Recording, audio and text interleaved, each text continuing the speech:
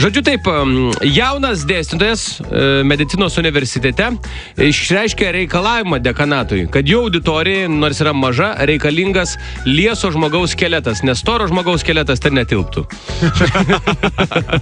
Jo, kaip sako, stambių kaulų žmogus yra. Ne, čia atveju lieso arba storo buvo.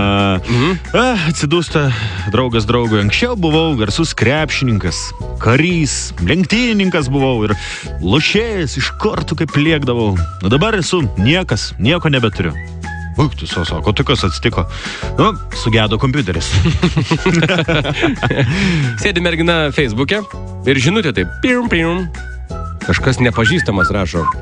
Jo, ir ji taip susižvalgo, žiūri klausimą, sako, labukas, sako, kaip kine patiko kinas? Ir taip nieko neatsako. Antras klausimas, o tai radai savo katę, Murkę, radai jau? Trečias klausimas. Gaila, kad išsiskyrė su Artūru, visai normalus bičas buvo.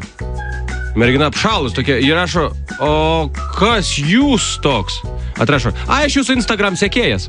O taip, kaip kartais pamirštam, ką ten įdedama, ne? Taip. Geras. Pasipasakojam.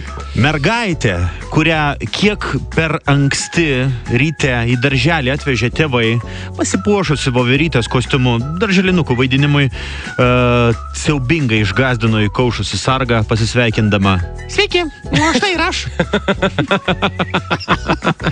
Dar vienas. Batsiuvys be batų.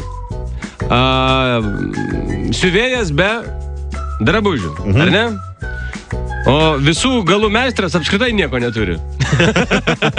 Be viskam. Ir be galo. Mokytoja geometrijos pamokoje. Aš jau kokį 100 kartų jums aiškinu. Pusė yra pusė. Nebūna didesnė ar mažesnė pusė. Bet kažkodėl vis tiek, didesnė pusė klasės to nesupranta. Toks pokalbis labai piktokas, agresyvokas, sako, koks tu intravertas, asilas tu užsidaręs, pasikėlęs asilas tu. Idiotas, supranti? Atsiprašau, bet gal aš tada kito psichologo pasieškosiu. Ir aš turiu paskutinį, iš savęs. Policininkas atvykęs į įvykio vietą raportuoja operaciją centrui. Centrukas, čia įdomi situacija.